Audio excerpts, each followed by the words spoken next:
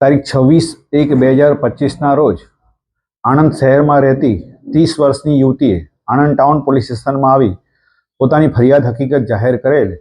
કે આણંદ જિલ્લાના બોરસદ તાલુકાના નાપા ગામે રહેતા મકબૂલ દિલુભા રાણા રહેવાસી નાપાનાઓએ તેની સાથે મિત્રતા કેળવી તેને ખોટું નામ આપી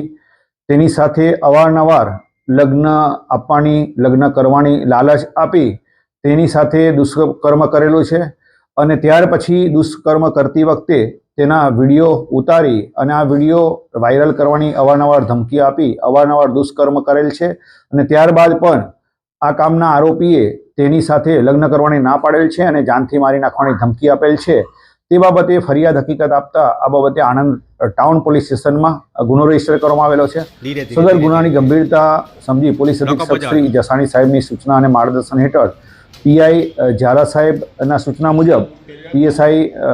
શુક્લાએ અલગ અલગ ટીમો બનાવી અને આ ગુનામાં સંડોવાયેલ મકબૂલ દિલુભાઈ રાણા ઉંમર વર્ષ 37ને અટક કરવામાં આવેલો છે અને કાયદેસરની કાર્યવાહી હાથ ધરવામાં આવેલ છે।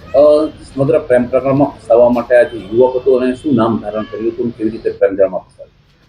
આ કામનો યુવક જે આરોપી છે મકસૂદ દિલુભા રાણા એ આણંદ ટાઉનની અંદર લીલું ઘાસ છૂટક વેચાણ કરતો હોવાની હકીકત જણાવેલ છે અને આ ઘાસ વેચતી વખતે જ આ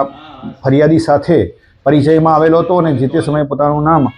મુકેશ હોવાની હકીકત જણાવેલી અને સને 2020ના જાન્યુઆરી માસથી ફરિયાદી સાથે સંબંધો રાખતો હોવાની હકીકત તપાસ દરમિયાન